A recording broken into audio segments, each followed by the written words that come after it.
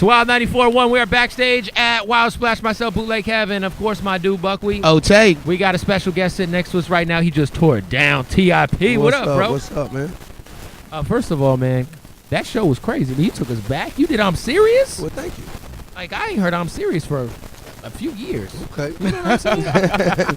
How do you decide which, like, classic records like that to perform? Because you ran through so many. I mean, you were going in and out, like, every 30 seconds, going in and out of a few of them. I mean, it's a collective effort. You know what I'm saying?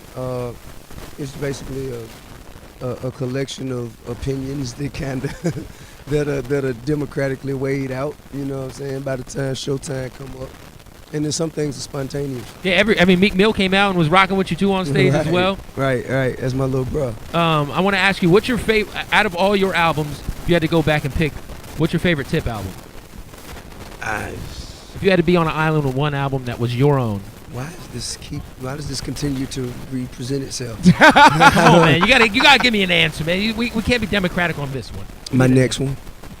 Such a political answer. Clever answer. When is the next album coming out? It's a secret. Yeah? Yeah. Is it already? When we talked before, didn't you say a lot of it's already done? It's done. Mm-hmm. Are you gonna be working with Pharrell again? Yeah. Pharrell, and if I remember right, we were talking. This is kind of gonna be more on the trap side of things.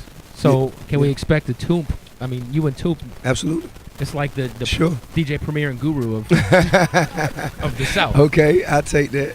Yeah, for sure, man. Me and Toomp, man, we always get together, man, like twice a year, top of the year, then you know what I'm saying, at the end of the year, and just go in. What's your favorite song out right now? There's so many big club records, but what's T.I.'s favorite record to hear? Man. Whether it's in the club or just something that you're jamming on the iPad. Man, it's probably the Big Sean record. That's a crazy album. Yeah, it is. I don't mess with you. Not that whole album. But I like that record too, but I'm talking about the one with him and Drake. Going with him and Drake. Blessings. Yeah, that's a dope one. And also the Wayne mixtape. The Wayne mixtape go hard. Let's see what else we got. Travis Scott. That Days Before Rodeos. Yeah. That guy's energy on stage is crazy. Yeah. It comes from a real place. For sure. Hey, you don't get that often either. Yeah, right? Yo, first of all, I gotta say congratulations, bro. Y'all came out on the internet and said y'all doing ATL 2. How did that come about? I mean, it's been what? 9.5 It's been a long years. time. Yeah, I mean, actually now it's just been a little almost 9 years.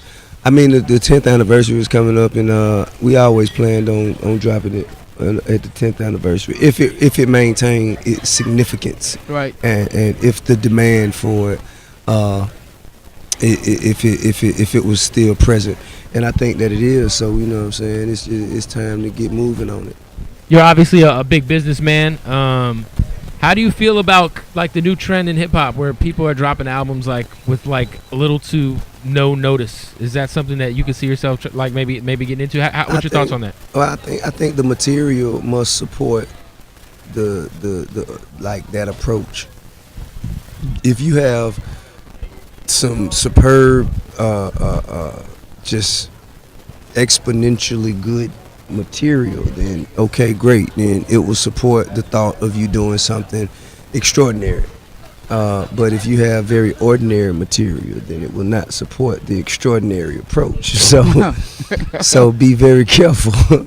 You know what I'm saying? But I like it. I think it's a good way to separate the good from the not so. And not just anybody can do it either. Like you gotta be on another planet to be able. I don't really think it's about status. I think it's really about the material. You know what I'm saying?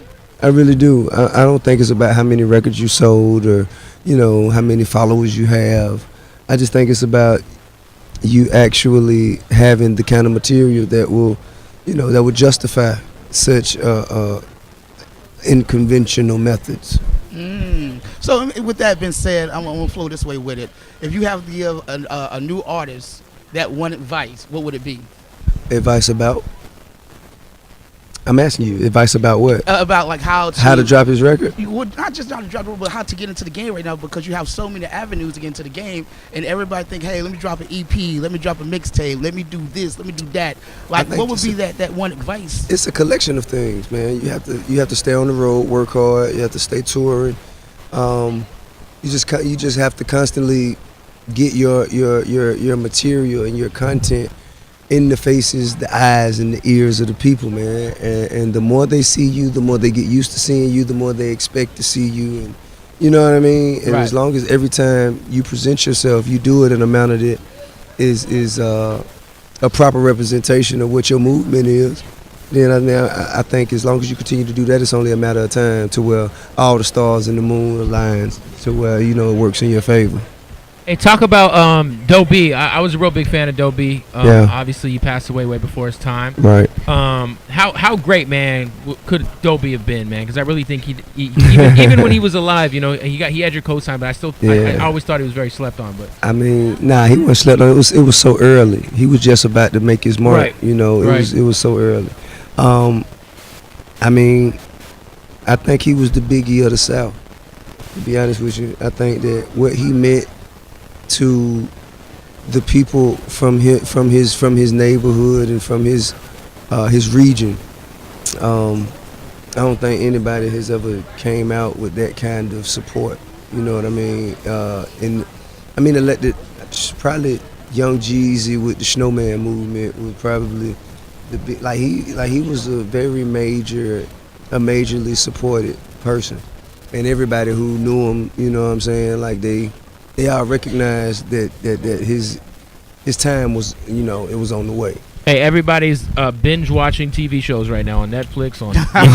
Okay. What's your favorite 2 or 3 shows? Or do you get into I mean, obviously, sure I do. The political answer would be yourself. Your show. Nah, well, yeah, you know, I feel like that's. I see so much of that every day. You know what I My mean? favorite show is T.I. and Tiny. But no, what are you watching on TV, Tip? Man, I like Shameless.